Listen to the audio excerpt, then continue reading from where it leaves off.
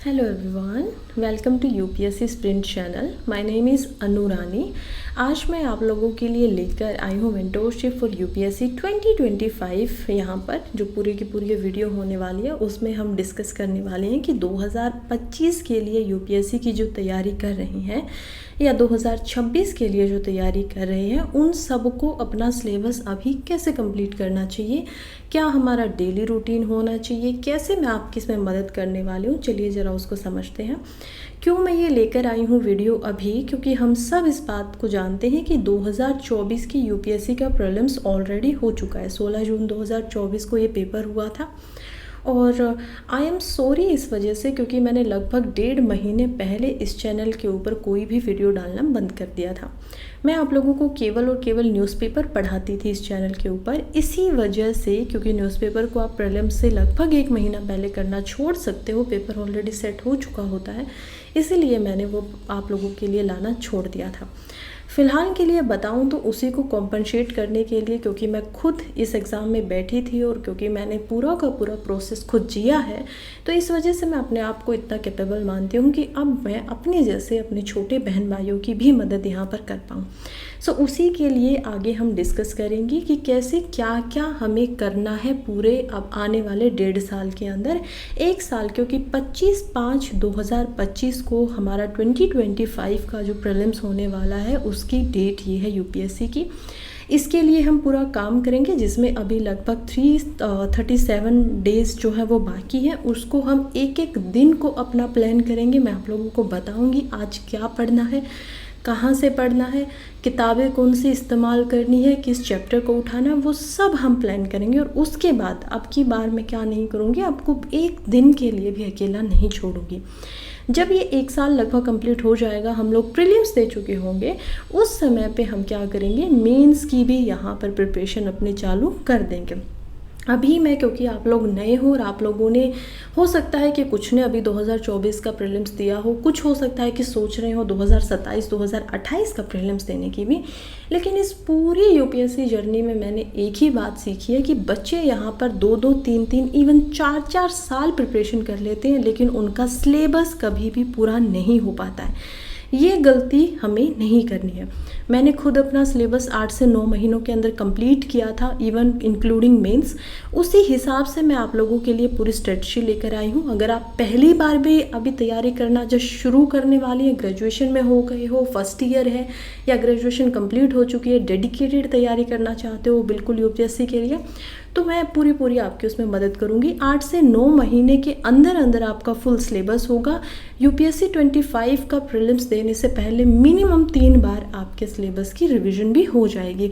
Notes जो होंगे वो खुद मैं आपको प्रोवाइड करवाऊंगी। ऐसा है कि मैं खुद हैंड रिटन नोट्स आपको देने वाली हूँ, सो दैट अगर किसी को नोट्स बनाने नहीं आते हैं तो वो उनका इस्तेमाल कर सकता है। कोई अगर खुद से नोट्स बनाना चाहता है तो वो रेफरेंस के तरीके से देख सकता है। मैंने सिलेबस को कई बार पढ़ा है, अलग अलग किताबों को पढ़ा है, लगभग एक सब्जेक्ट के लिए 3-3 4-4 किताबें जो रिकमेंडेटरी थी, जो अच्छी लगी थी, उन सब को देखा है। उसमें से बेस्ट क्या है, उसमें से हमें क्या चीज़ ऐसी है जो प्रीलिम्स के लिए नोट्स बनानी चाहिए, क्या चीज़ें ऐसी हैं जो मेंस के लिए बनानी चाहिए, उस सब पे हम बिल्कुल यहाँ पर फोकस करके पढ़ाई करेंगे। उसके बाद मैं अब आपको बताने वाली हूँ इसी वीडियो के अंदर कि आपका आइडियल डे कैसा दिखना चाहिए, आपको पूरे दिन कैसा होना चाहिए, फिर आपका महीना कैसा होना चाहिए, फिर आपका वीक कैसे होना चाहिए। तो इन सब पे हम पूरा का पूरा डिस्कशन करते हुए आगे बढ़ेंगे। और एट द एंड कि ये जो प्लान हम बना रहे हैं, ये जो स्ट्रेटजी बना रहे हैं, इसमें मैं आप लोगों की हेल्प कैसे करूँगी। तो चलिए आगे बढ़ते हैं। सबसे पहले तो हमारी जो ये 1.5 साल की ये पूरी की पूरी प्रिपरेशन है, इसके कुछ बहुत इंपॉर्टेंट प्रिंसिपल हैं। जैसे कि सबसे पहले सिलेबस पूरा होना चाहिए, साथ ही में यहाँ पर PYQs होने चाहिए, प्रीवियस ईयर क्वेश्चन बहुत इंपॉर्टेंट हो जाते हैं। मैंने काफ़ी टेस्ट दिए हैं, मैंने एक भी टेस्ट सीरीज़ को, एक भी इंस्टीट्यूशन को, मैंने बाजीराम, विजन, हर एक इंस्टीट्यूशन देखा है, फोरम IS से लेकर सारथी तक हर एक, लेकिन मैंने एक को भी उतना लायक नहीं पाया है जितना यहाँ पर PYQ हमारी हेल्प कर सकते हैं। तो PYQ आर द मस्ट, बहुत ही इंपॉर्टेंट हो जाते हैं।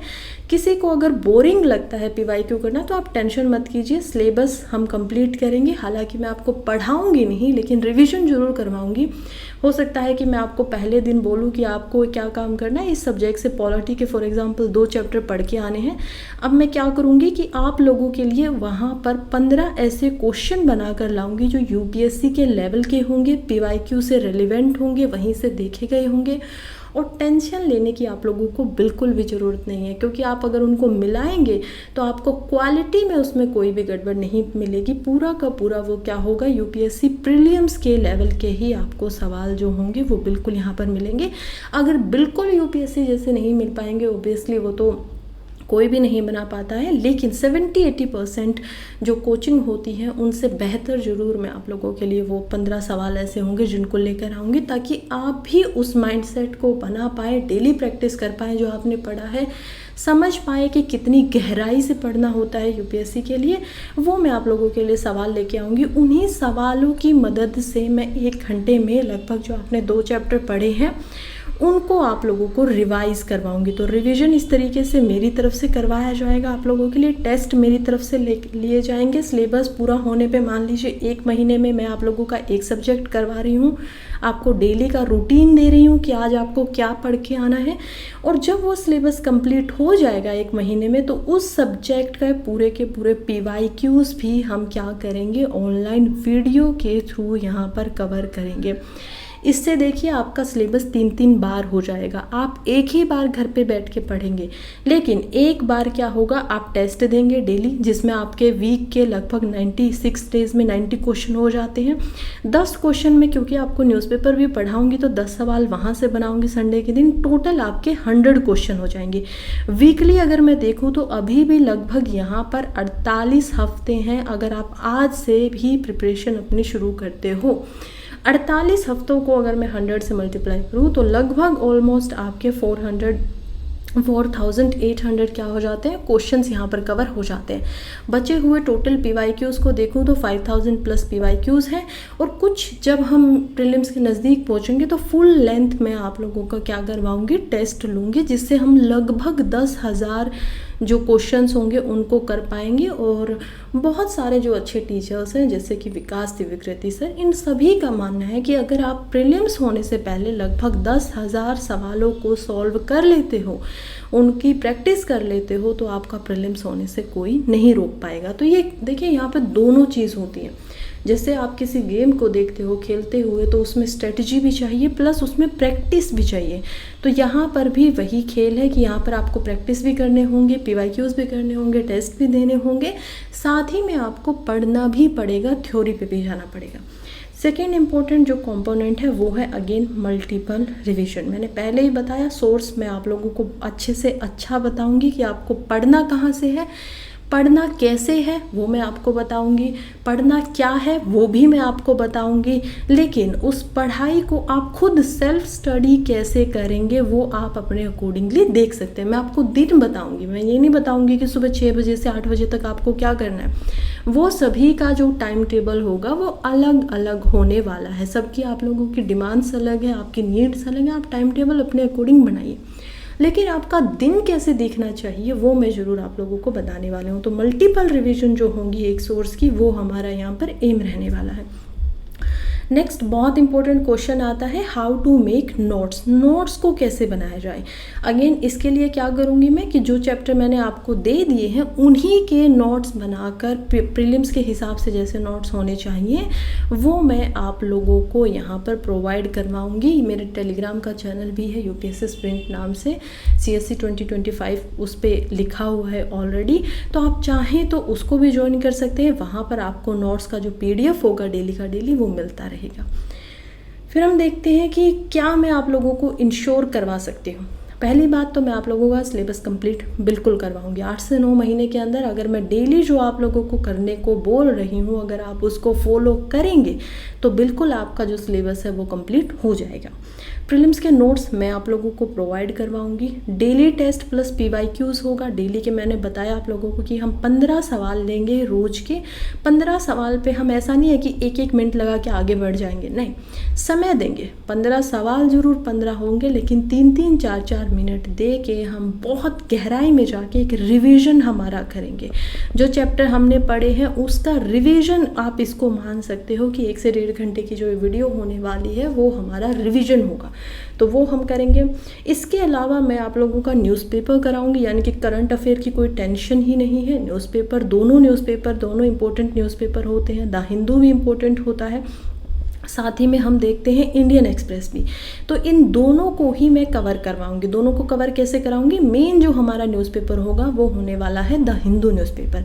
मेनली हम सारे आर्टिकल यहाँ से पढ़ेंगे, लेकिन जो भी आर्टिकल द हिंदू में नहीं आया है या फिर कोई कॉमन आर्टिकल लेकिन इंडियन एक्सप्रेस में ज़्यादा अच्छे से उसको बताया गया है, जैसे कि एडिटोरियल पेज है, एक्सप्लेन पेज बहुत अच्छा होता है इंडियन एक्सप्रेस का। इसके अलावा इंडियन एक्सप्रेस के अंदर हम देख पाते हैं कि यहाँ पर GS पेपर 2 से रिलेटेड अच्छा कंटेंट मिल जाता है हमें। इसके अलावा इथिक्स से रिलेटेड या फिर आर्ट एंड कल्चर की बात करें तो इंडियन एक्सप्रेस इस चीज़ में थोड़ा सा ज़्यादा बेहतर है द हिंदू से। द हिंदू की बात करें तो द हिंदू साइंस के अंदर बहुत अच्छा है, साइंस एंड टेक्नोलॉजी से रिलेटेड इसके ऊपर पूरा एक खुद का पेज ही आता है अलग से, उसमें हमें डेली कुछ न कुछ पढ़ने को मिलता है। फिर हम देखते हैं कि इसमें एनवायरनमेंट से रिलेटेड ज़्यादा अच्छी खबरें पाई जाती हैं। तो ये सब जो हमारे अलग अलग एरिया है सिलेबस के हिसाब से, वो दोनों न्यूज़पेपर से हम डेली के डेली कवर करेंगे। सुबह 5 बजे आपको न्यूज़पेपर की जो वीडियो होने वाली है वो मिलने वाली है। मंथली मैगज़ीन के थ्रू पहले तो हम, क्योंकि मंथली मैगज़ीन कर रहे हैं तो मेंस की तैयारी अपनी कंटिन्यू रखेंगे, और जब यहाँ पर बारी आएगी कि प्रीलिम्स में जस्ट 1-2-3 महीने रह गए हैं तो हम PT 365 के थ्रू भी यहाँ पर रिवीजन करेंगे। तो करंट अफेयर का जो डर होता है, करंट अफेयर जो हमें लगता है कि समझ ही नहीं आ रहा है ये करंट अफेयर है क्या, वो आपका यहाँ पर 3 से 4 बार प्रीलिम्स से पहले उसका रिवीजन हो जाएगा। PT मेंस भी आती है यहाँ पर, मेंस 365 भी, उसके बाद हम उनको भी करेंगे। तो पूरा जो प्रोसेस होगा UPSC का, उसमें 4 से 5 बार हम पूरे 1-1.5 साल के करंट अफेयर को कवर यहाँ पर कर पाएंगे। लास्ट में मैं आप लोगों के लिए लेकर आई हूँ मैपिंग। देखिए, मैंने देखा है कि प्रीलिम्स 2024 का भी अगर आप सवाल देखेंगे तो 4 से 5 ऐसे सवाल आए हुए थे जो कि मैपिंग के ऊपर थे। लेकिन जब हम मैपिंग को पढ़ने की बात करूं, क्योंकि मैं ये ज़्यादातर जो बनाने वाली हूँ मेंटोरशिप सेशन, ये सिर्फ और सिर्फ सेल्फ स्टडी करने वाले बच्चों के लिए ज़्यादा फोकस करेगा। आपके पास अभी कोचिंग लेने का समय नहीं है, आप वैसे ही 6-7 घंटे की क्लासेस कर रहे हो, कॉलेज टाइम में हो, आप अभी से शुरुआत करना चाहते हो, तो उन सभी बच्चों के लिए मैं क्या करने वाली हूँ, क्योंकि मैपिंग के लिए आपके पास कोई बहुत अच्छी बुक्स नहीं होती हैं, तो मैं खुद अपनी एक प्लेलिस्ट लेकर आऊँगी। हो सकता है कि वीक में 2 क्लासेस हो सकता है कि वीक में कभी कभी 3 क्लासेस भी हो जाए, जिसमें हम इंडियन मैपिंग प्लस वर्ल्ड जो मैपिंग है, वर्ल्ड जो मैप हमारे होते हैं, कौन सी जगह पर कौन से पहाड़ हैं, कौन से एक्टिव वल्कनोज हैं, कौन सी पॉलिटिकल बाउंड्रीज़ हैं, क्या क्या जो इम्पोर्टेंट है आज तक UPSC में पूछा भी गया है, वो मैं आप लोगों को करवाने वाली हूँ थ्रू डिजिटली, ऐसे ही वीडियो बना कर, जिसमें आपके सामने डिजिटल मैप होगा और हम उसको फिलअप करेंगे। उसके लिए भी, ये सब के लिए मैं एक अलग अलग वीडियो और लेकर आऊँगी कि आपको कौन सी बुक पढ़नी है, किस सब्जेक्ट के लिए, उसको किस तरीके से पढ़ना है। फॉर एग्जांपल, अगर मैं आपको लक्ष्मीकांत की ही बात करूं तो लक्ष्मीकांत जिस तरीके से लिखी हुई है, पॉलिटी की ये किताब है, और इसमें हम देखते हैं कि यहाँ पर 92 से ज़्यादा चैप्टर्स हैं, लेकिन हर चैप्टर को आपको चैप्टर 1 से नहीं पढ़ना है। आपको क्या करना चाहिए, सबसे पहले चैप्टर नंबर 19 जो कि प्रेसिडेंट का चैप्टर होता है, उसके बाद आप उसी के कंपैरिजन में पढ़ेंगे यहाँ पर प्राइम मिनिस्टर का चैप्टर। तो ये क्या हो पाएगा कि आप इनको कंपेयर कर पाएंगे कि प्रेसिडेंट में और प्राइम मिनिस्टर में क्या डिफरेंस होता है। फिर आप प्रेसिडेंट के साथ में पढ़ेंगे गवर्नर का चैप्टर कि आप गवर्नर में और प्रेसिडेंट में क्या। इससे क्या होगा कि आपकी जो मेमोरी होगी वो ज़्यादा शार्प बनेगी, आपकी कॉमन सेंस ज़्यादा अच्छी होगी, आप कंपैरिजन करना सीखेंगे जैसे सवाल प्रीलिम्स के अंदर बनाए जाते हैं। तो इनके नंबर्स अलग अलग हैं, तो इसी वजह से मैं आपको उसके लिए एक अलग से वीडियो लेकर आऊँगी जिसमें बताऊँगी कि हमें कौन सी किताब को, किस चैप्टर को पहले पढ़ना है, किस चैप्टर को उसके बाद पढ़ना है। अब बात आती है हाउ टू स्टे फोकस्ड। मान लीजिए मैं इतना सब कर रही हूँ और वो भी बिल्कुल फ्री में कर रही हूँ, कोई एक पैसा भी नहीं ले रही हूँ, तो अब आप लोगों को क्या करना है, तो आप लोगों को फोकस्ड रहना है।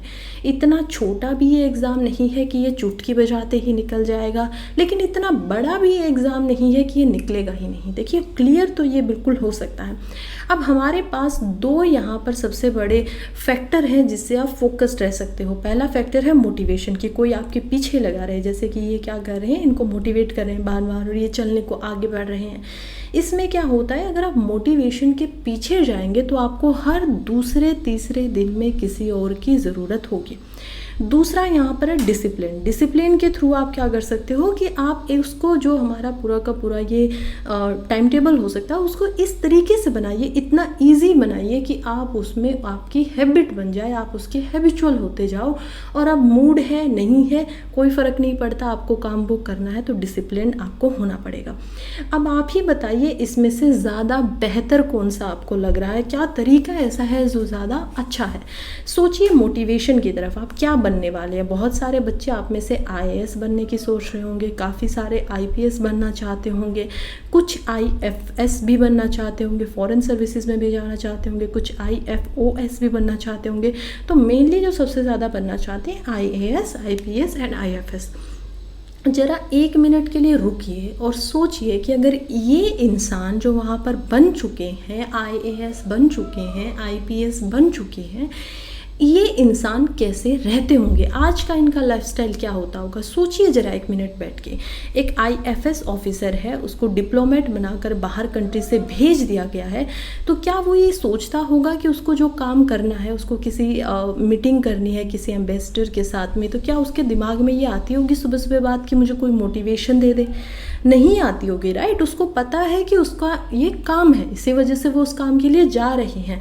आउट ऑफ कंट्री भी जाना पड़ रहा है तो वो जा रहे हैं। एक IAS ऑफिसर रोज़ सुबह अपने ऑफिस में आ रहे हैं, बहुत डिसिप्लिन लाइफ जी रहे हैं।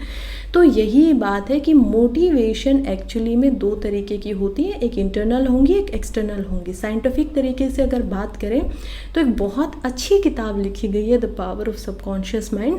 उसमें भी हम समझ सकते हैं कि कैसे मोटिवेशन जो होती है वो आपके लिए एक आग की तरह, एक स्टार्टिंग पॉइंट की तरह तो काम कर सकती है, लेकिन कभी भी आपको फिनिश नहीं करवा सकती किसी लाइन को। इसी वजह से हम स्टार्टिंग से ही मोटिवेशन से बचते हुए चलेंगे। हमें पता है कि हमारा एम क्या है, हमें पता है कि हमें उस एम तक पहुंचना क्यों है, ये दोनों हमें कारणों को पता है। किसी ना किसी वजह से आपने इस पेपर की शुरुआत की होगी तैयारी करने की, और आपने वो जो शुरुआत की थी उसको आपको याद रखना है। इन दोनों को याद रखना है कि आपको करना क्या है लाइफ में और करना क्यों है लाइफ में, और उसके साथ डिसिप्लिन बनाते हुए आपको चलना है। इस तरीके से हमें फोकस रहना है। चलिए अब डिस्कस करते हैं कि 1.5 साल के लिए आगे हमारा प्लान होने क्या वाला है। सबसे पहले जून, क्योंकि महीना चल रहा है जून का, तो ये जो आने वाला 1 हफ्ता है इसको हम किस में देंगे, ज्योग्राफी की स्टार्टिंग हम यहाँ से करेंगे। अब सोचिए ज्योग्राफी को क्यों हम यहाँ पर लेके चल रहे हैं, बहुत ही साइंटिफिक सा ये सब्जेक्ट है। पहले मैं आपके मेन 4 सब्जेक्ट्स को करवाने वाली हूँ जो कि प्रीलिम्स के लिए बहुत इंपॉर्टेंट होते हैं। तो उसी हिसाब से ज्योग्राफी इसी वजह से, क्योंकि जिन्होंने साइंस से भी पढ़ाई की है उनके लिए भी आसान होगा, जिन्होंने ह्यूमैनिटीज़ से पढ़ाई की है उनके लिए भी ज्योग्राफी इजी होगा, जिन्होंने अपनी पढ़ाई कॉमर्स से की है उनके लिए भी ये इजी होगा 12th करने के बाद में, क्योंकि ज्योग्राफी इज़ अ सब्जेक्ट जो साइंस भी जिसमें आती है, इसमें ह्यूमन ज्योग्राफी भी होती है, इसमें इकोनॉमिक ज्योग्राफी भी आती है, फिजिकल ज्योग्राफी भी आती है। इसी के साथ में मैं आपकी मैपिंग भी करवाने की पूरी कोशिश करूँगी कि जब तक हमारा ज्योग्राफी ख़त्म हो तब तक एटलीस्ट या तो वर्ल्ड मैपिंग या इंडियन मैपिंग हम लोग ख़त्म करते चले।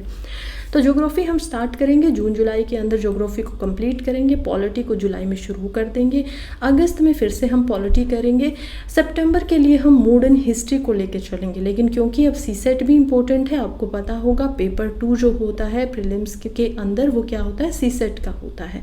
तो इसके अंदर हमें क्या करना है, आपको इंग्लिश कॉम्प्रीहेंशन पढ़ना चाहिए जो कि लगभग यहाँ पर 45 से 50 नंबर का आता है। इसमें नंबर जितने लाने होते हैं वो होते हैं 66.66। तो इसमें आपको क्या करना होता है, सिर्फ क्वालिफाइंग मार्क्स लेके आने होते हैं। तो हम इंग्लिश कॉम्प्रीहेंशन, क्वांट यानी कि मैथमेटिक्स भी आपको पढ़ना होता है, रीजनिंग, ये 3 सब्जेक्ट इसके लिए बहुत इंपॉर्टेंट है। तो यहाँ से शुरुआत कर देंगे ताकि अगर कोई बिल्कुल भी नया है, किसी को कुछ भी नहीं आता है, तो वो भी आराम से, अभी 8 महीने बचे हुए हैं प्रीलिम्स में, हम आराम से इसको कवर कर पाएँ।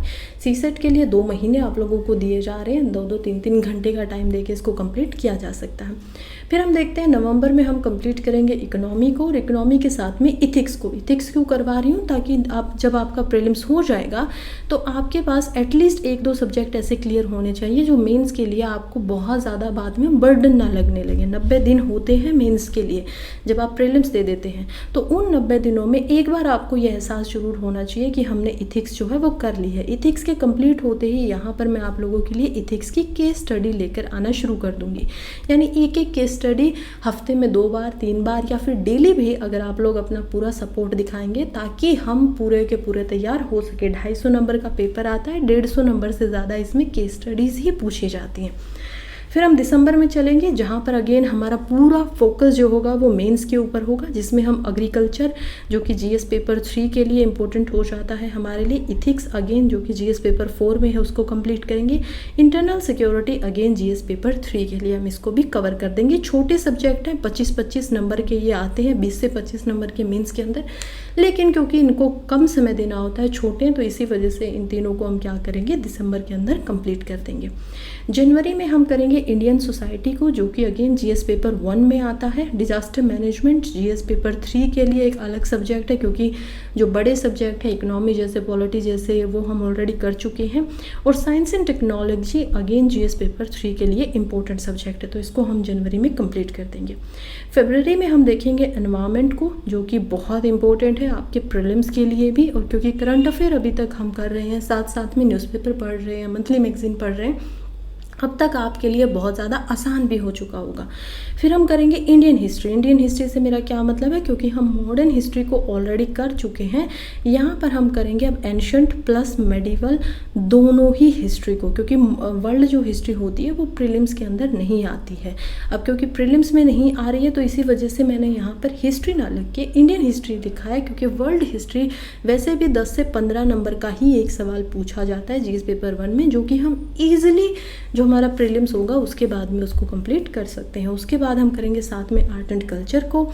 मार्च अप्रैल में, क्योंकि 25 मई का प्रीलिम्स होने वाला है, तो इन पूरे 3 महीनों के अंदर हम प्रीलिम्स के रिवीजन को यहाँ पर टाइम देंगे। जून के अंदर जैसे ही प्रीलिम्स खत्म होगा, वर्ल्ड हिस्ट्री हम कर देंगे, पोस्ट इंडिपेंडेंस इंडिया को कंप्लीट करेंगे, एस्से को कंप्लीट करेंगे और आंसर राइटिंग की प्रैक्टिस करेंगे।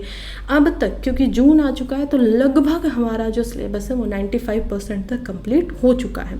इसी वजह से जुलाई में हम आंसर राइटिंग और एस्से पे दोबारा फोकस करेंगे, अगस्त में फिर से आंसर राइटिंग पे ध्यान देंगे, हो सकेगा तो लाइव आंसर राइटिंग करेंगे साथ में बैठ के। मैं आप लोगों के लिए सवाल लाऊंगी, आपको आंसर राइटिंग करना सिखाऊंगी कि आंसर कैसे लिखे जाते हैं। सिलेबस कंप्लीट हो चुका है, प्रैक्टिस करेंगे। और अब बात आती है सोर्सेज और स्ट्रेटजी की, तो हर एक सोर्सेज जो होंगे, हर एक सब्जेक्ट जो होगा उसकी स्ट्रेटजी जो होगी, उसके लिए मैं आप लोगों के लिए वीडियो लेकर आऊँगी। जैसे स्टार्टिंग में अब हम ज्योग्राफी पढ़ने वाले हैं, तो उसके लिए 1-2 दिन के अंदर अंदर आपको वीडियो मिल जाएगी, कौन से किताब पढ़नी है, कहाँ से पढ़ना है, डेली का शेड्यूल आपको मिलेगा। डेली आप मेरे टेलीग्राम के ऊपर जाकर मुझे बताएंगे कि कौन से ऐसे बच्चे जो साथ में पढ़ रहे हैं, अभी कौन ऐसे हैं जो नहीं पढ़ रहे हैं। फिलहाल अब ये जो हमने पूरा प्लान देख लिया है, इसका एग्जीक्यूशन कैसे किया जाए। एक तो आपको सेल्फ स्टडी करनी है, सेल्फ स्टडी के अंदर आपकी कोचिंग भी आ सकती है। इसका मतलब ये नहीं है कि बिल्कुल कोचिंग ना ले, हो सकता है कि वीडियोस आपको देखनी पड़े, हो सकता है कि आपको कोई सब्जेक्ट बहुत डिफ़िकल्ट लगे, लेकिन उसकी स्ट्रेटजी मैं आपको बताती जाऊँगी कि कहाँ से वीडियो देखिए, कौन सी वीडियो देखिए। मैं खुद भी आप लोगों के साथ कुछ वीडियोज़ ऐसे होंगे जो शेयर करूँगी। और सेल्फ स्टडी में आपको क्या करना है कि 3 से 4 घंटों से ज़्यादा आपको कोचिंग में नहीं देना है। अब आपको क्या करना पड़ेगा, न्यूज़पेपर को भी टाइम देना पड़ेगा आपको। जो आपका पढ़ाई है 6 घंटे की, मिनिमम 6 घंटे की, वो भी इसमें करनी है।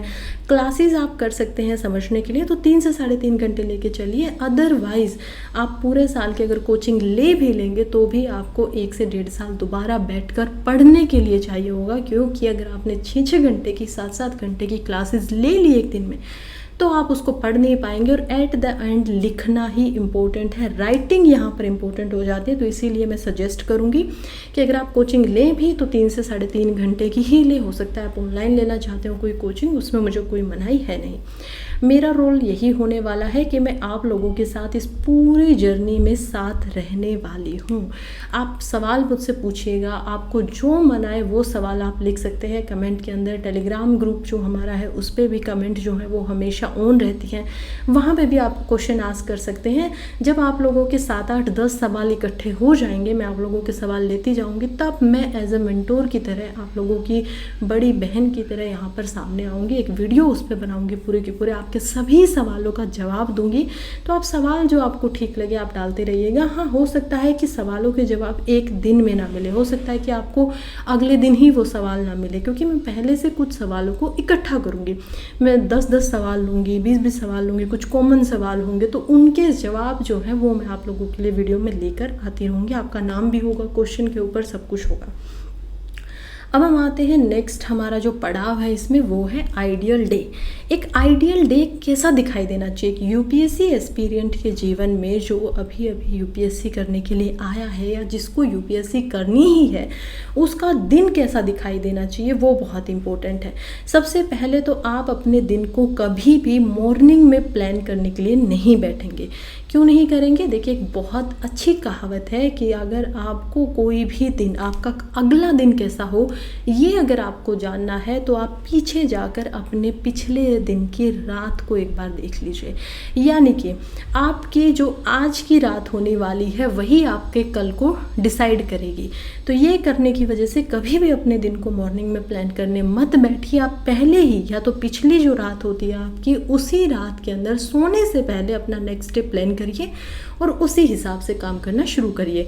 हालांकि ये काम मैं आप लोगों के लिए ऑलरेडी कर रही हूँ। ऑलरेडी मैं आप लोगों को जो नेक्स्ट डे होगा उससे पहले दिन ही यहाँ पर यूट्यूब के ऊपर भी और टेलीग्राम में भी आप लोगों को आज करना क्या है वो दे दूँगी, क्योंकि वो बहुत ही साइंटिफिक तरीके से बनाया हुआ, स्टैटिस्टिकली बनाया हुआ टाइम टेबल होने वाला है, जिसके अंदर आप लोगों को पूरा का पूरा सिलेबस कंप्लीट करने का मौका मिलेगा। लेकिन अगर आप उसको निभाएंगे नहीं, बैकलॉग इकट्ठा करते रहेंगे, तो फिर उसमें मेरी कोई जिम्मेवारी नहीं होगी, क्योंकि मैं आप लोगों से 9 महीने का टाइम मांग रही हूँ आपका सिलेबस कंप्लीट करवाने में। कोई भी कोचिंग जो है वो कंप्लीट इतने समय में नहीं करवा पाता है। तो खैर, इसी वजह से हम पहले यही करेंगे कि मॉर्निंग में अपना डे टाइम टेबल कुछ भी नहीं बनाएंगे, पहले ही बना के रखेंगे। उसके बाद ब्रेक जो होते हैं, अब सबको पता है कि हम सब सोशल बीइंग हैं, ह्यूमन बीइंग हैं, हमें बहुत लंबे समय तक काम करने की आदत नहीं होती है। हमारा दिमाग बार बार ब्रेक मांगता है, कहता है कि हमें छुट्टी चाहिए। तो ये क्या हो, तो ब्रेक आप जब भी लेंगे वो पहले ही प्लान्ड होने चाहिए, बीच में आप कभी भी ब्रेक नहीं लेंगे। फॉर एग्जाम्पल, आज मैंने ही आप लोगों के लिए 1 वीक का कोई बना दिया है शेड्यूल, और मैं कह रही हूँ कि 8 डे को आपको क्या करना है, सभी को रिवीजन करना है पूरा का पूरा, और साथ में आपको संडे को टेस्ट देना है, क्योंकि संडे में आप लोगों का लगभग फ्री छोड़ने वाली हूँ। उस संडे में क्या आपके लिए सुबह सुबह 10 सवाल ऐसे आएंगे जो कि न्यूज़पेपर से होंगे, करंट अफेयर से होंगे, और पूरा डे आपके पास रिविजन करने के लिए होगा कि आपका जो पहले 6 दिन आपने पढ़ा है, जो आपने टेस्ट दिए हैं, जिसमें आपके कुछ सवाल थे जो गलत हो चुके हैं, उन सब के आंसर आप दोबारा से जाइए। आपको पता होना चाहिए कि अगर आपके क्वेश्चन गलत हो रहे हैं डेली, तो आपका वो जो पार्ट है उस सब्जेक्ट का वो कमज़ोर है, आप उसको दोबारा जाकर देखें। ऐसे ही आप अपने ब्रेक्स को पहले ही प्लान कर सकते हैं। 15 दिन में एक ब्रेक लेना है, 1 महीने में एक ब्रेक लेना है, वो आप ऑलरेडी पहले प्लान कर दीजिए कि मुझे इस तारीख को, इस महीने की अपना एक पूरा डे चाहिए, हाफ डे चाहिए, जैसा आपको लगे वैसा कर सकते हैं।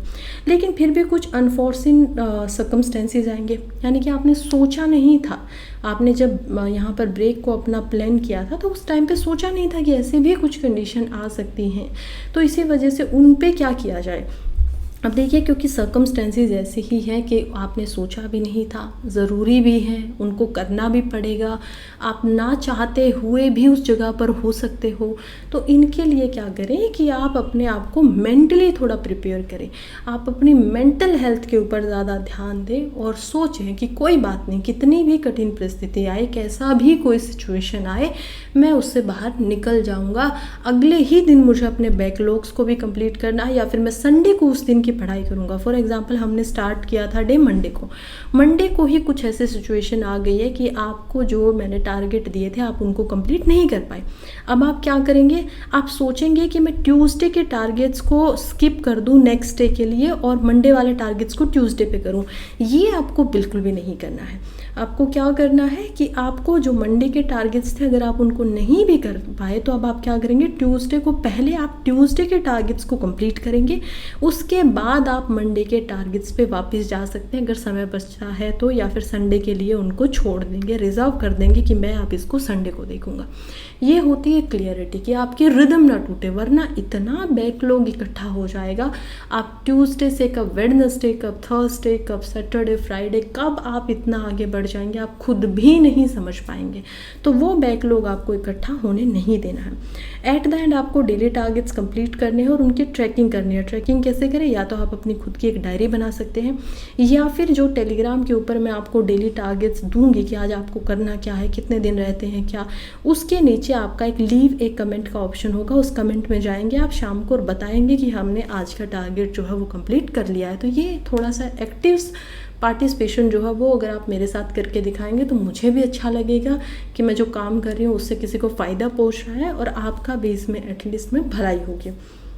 अब डेली टारगेट्स एंड ट्रैकिंग के लिए अगेन ये चैनल है यूपीएससी सीएससी 2025 यूपीएससी स्प्रिंट नाम से। इस पे आप जाएंगे, ऐसे मैं आपके साथ में एक जो पोस्ट होगी डेली की वो शेयर करूँगी कि आज क्या पढ़ना है। वहाँ पे ये लीव ए कमेंट के अंदर आप बताएंगे कि हमने पढ़ाई किया, आज का टारगेट पूरा किया नहीं किया।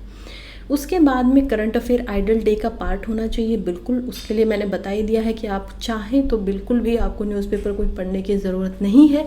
वो काम एटलीस्ट मैं आप लोगों के लिए अभी आसान कर रही हूँ। अगर आपको लग रहा है कि मेरा 1.5 घंटे में न्यूज़पेपर कंप्लीट नहीं हो रहा है, 1 घंटे में कंप्लीट नहीं हो रहा है, तो आप मुझ पर छोड़ दीजिए। मैं 1 घंटे के अंदर आपको दोनों न्यूज़पेपर कंप्लीट जो है वो करके दिखाऊँगी। फिर हम देखते हैं target subject chapter classes. Ideal day में आपको पता होना चाहिए आज मैं सब्जेक्ट क्या पढ़ने वाला हूँ, मेरे चैप्टर्स कौन से हैं उस सब्जेक्ट से, और मेरी क्लासेस अगर आपको लेनी है तो आपको पहले ही पता होना चाहिए कि मैं क्या क्या क्लास लूँगा। तो ये आपका पूरा होना चाहिए। फिर इसी के अंदर रिवीजन आना चाहिए। अब रिवीजन कैसे करेंगे कि जो आपने चैप्टर पढ़े, आपने 4 चैप्टर पढ़े किसी बुक के, अब आपको उसको रिवाइज़ करना है। रिवाइज़ या तो आप अपने जो नोट्स बनाए हैं उनसे कर लीजिए, या फिर जो मैंने नोट्स भेजे हैं आपको टेलीग्राम के ऊपर शाम तक होते होते उनसे करिए, या फिर आप एक टेस्ट दीजिए और फिर उसके साथ में रिवीजन कीजिए। तो टेस्ट वाला मैं आपको पहले ही बता रही हूँ कि सुबह सुबह आपको क्या मिलेंगे, 6 से 7 बजे के बीच में 15 सवाल के ऐसा टेस्ट आपको मिलेगा जो मैंने आपको पढ़ने को दिया था, और उसी के थ्रू आपका रिवीजन जो होगा वो होगा, क्योंकि हम एक एक सवाल पे पूरे के पूरे कंसेप्ट को समझेंगे। अब की बार अगर आपने ज्योग्राफी ही देखा होगा तो बहुत सारे सवाल आए थे ज्योग्राफी से, 30 से 35 ऐसे सवाल आए हुए थे प्रीलिम्स के अंदर, और इन सवालों का आंसर ज्योग्राफी प्लस एनवायरनमेंट मिला के वही बच्चा दे सकता था जिसके कंसेप्ट क्लियर थे, जिसको समझ थी। अगर आपको लगता है कि रटने से कुछ हो जाएगा तो कोई फ़ायदा नहीं है। तो कंसेप्ट समझने के लिए आपको टेस्ट देने पड़ेंगे। और एट द एंड आपके आइडल डे के अंदर 1 घंटे का या तो वर्कआउट होना चाहिए, जो कि फिज़िकल हेल्थ के लिए बहुत इंपॉर्टेंट हो जाता है। बहुत लंबी ये जर्नी है, कोई 1-2 दिन की बात है नहीं। उसके अंदर वॉक होनी चाहिए। अगर आप वर्कआउट नहीं कर पाते हैं तो कम से कम 40 मिनट से लेकर 60 मिनट की वॉक कीजिए, या फिर आप योगा करिए। योगा के अंदर आप आसनास भी करेंगे और प्राणायाम भी करेंगे, यानी कि मेंटल हेल्थ भी आपकी स्ट्रॉन्ग रहनी चाहिए पूरी प्रिपरेशन में, और फिजिकल हेल्थ भी बहुत स्ट्रॉन्ग रहनी चाहिए। इन दोनों पे आपको बहुत फोकस करना होगा। एटलीस्ट अपने डे का जो आपका दिन है उसका 1 घंटा आपको इसे देना ही देना होगा। यही मेरा सुझाव है। बल्कि आप प्रीलिम्स जिस दिन देने जाएंगे उस दिन भी आप सुबह जो कर रहे हैं वो यहाँ पर कंप्लीट करके फिर ही प्रीलिम्स के लिए एग्ज़ाम देने के लिए निकलेंगे। कोचिंग को कैसे मैनेज करें इस बीच में, अगेन 3 से 3.5 घंटे की क्लासेस आप ले सकते हैं डेली बेसिस पे। लगभग 10 से 12 घंटे तो आपको रोज़ को पढ़ना ही पड़ेगा।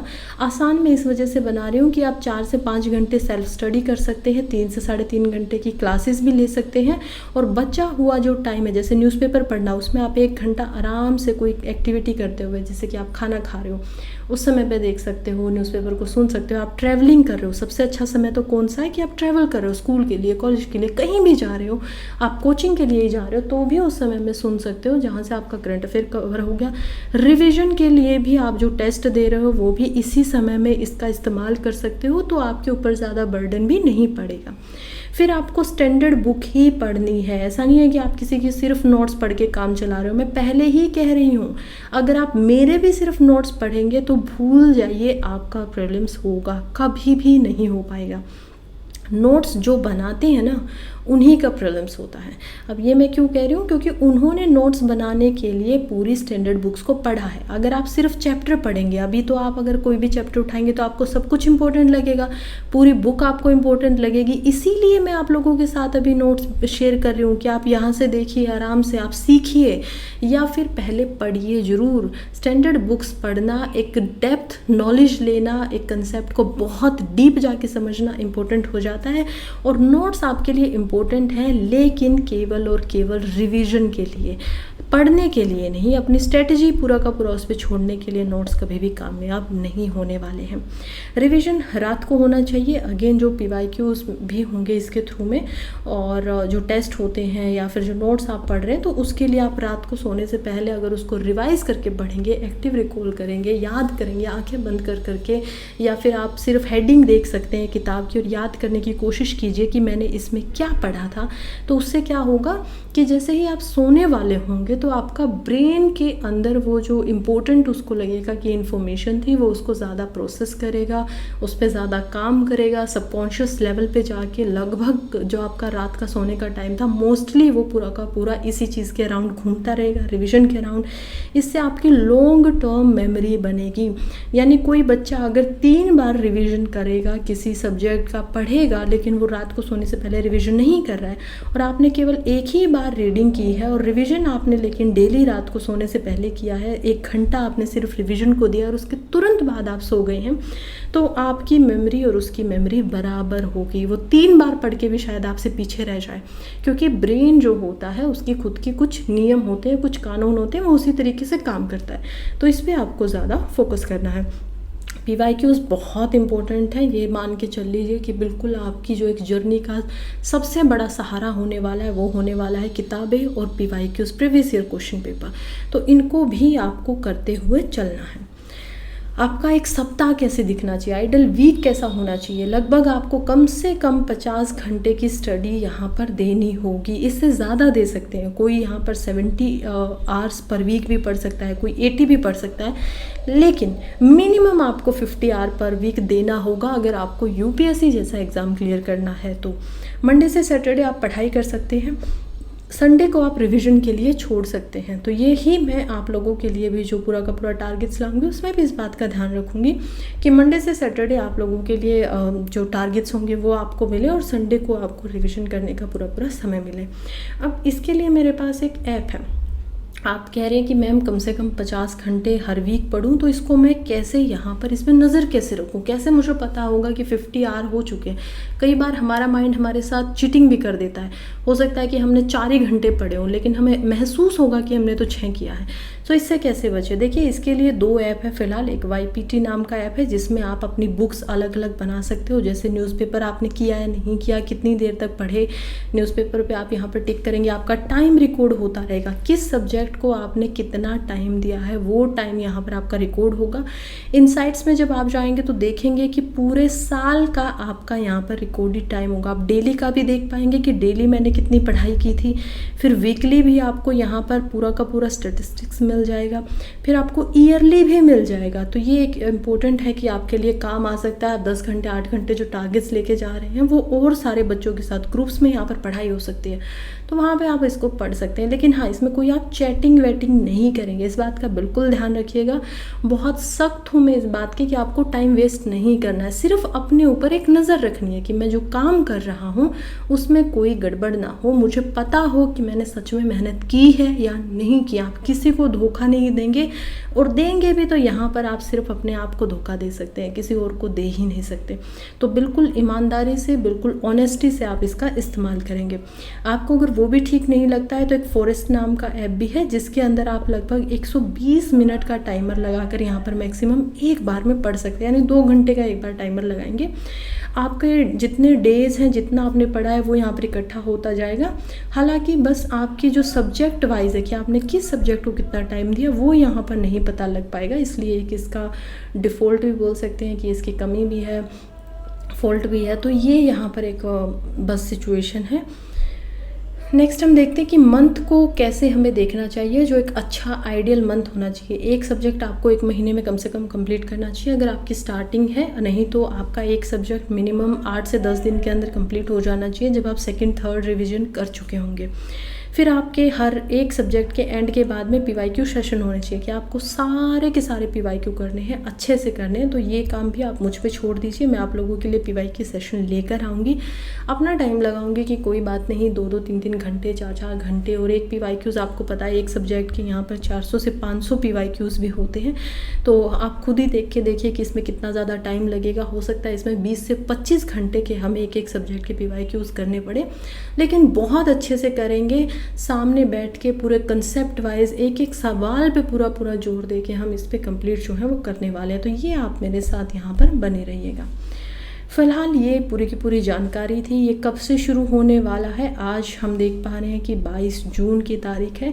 इसको हम स्टार्ट कर देंगे 25 जून से। तो बिल्कुल आपका जो लास्ट के 6 दिन होंगे जून के वो भी बचेंगे, और तब तक के लिए 3 दिन का आप लोगों के पास टाइम भी है। जो भी आपको काम है उनको आप निपटा लीजिए। इसके बाद में जो वीडियो आएगी वो आएगी ज्योग्राफी की स्ट्रेटजी को लेकर, कि ज्योग्राफी आप जो कह रही हैं पढ़ना है वो एक्चुअली में कहाँ से पढ़ें, कितना किताब में से हमें पढ़ना चाहिए, क्या हमें एक ही सोर्स रखना चाहिए, 2 सोर्स रखनी चाहिए, कौन कौन सी किताबें हों, कौन सी ज़्यादा अच्छी है, डिफ़िकल्ट है, क्या हमें साथ में समझने के लिए कंसेप्ट वगैरह को समझने के लिए कौन सी ऐसी वीडियोस हैं जो यूट्यूब से देखी जा सकती हैं फ्री के अंदर ही, जिसमें हमें पैसे ना लगाने पड़े। तो ये सब मैं आप लोगों को स्ट्रेटजी वीडियो में वहाँ पर बताने वाली हूँ। खैर अभी तक यहाँ पर मेरे साथ जुड़े रहने के लिए आप सभी का बहुत बहुत धन्यवाद। और खुद भी पढ़िए, आपके कोई दोस्त भी हैं ऐसे जिनको अभी UPSC प्रिपरेशन करना चाहते हैं लेकिन पता नहीं है कि स्टार्टिंग कहाँ से करें, उनके साथ भी इस वीडियो को शेयर कीजिए, उनको भी काफ़ी हेल्प इससे मिलेगी। आई एम प्रिटी श्योर कि बहुत जेन्युइन जो हमारा ये सेशन होने वाला है 2025 की प्रिपरेशन का, वो बहुत जेन्युइन होने वाला है। इसमें जो भी साथ में आएगा उसको सिर्फ़ और सिर्फ मदद ही मिलेगी, सिर्फ़ और सिर्फ उनकी हेल्प ही होगी। सबसे बड़ी हेल्प ये होगी कि वो 9-10 महीने में अपना सिलेबस कंप्लीट कर पाएंगे, और उसके बाद वो जैसे चाहे वैसे अपनी तैयारी को और ज़्यादा अच्छा और बेहतर बना सकते हैं। खैर अभी के लिए चलती हूँ, तब तक आप लोग भी पढ़ते रहिए, आगे बढ़ते रहिए। All the very best and thank you.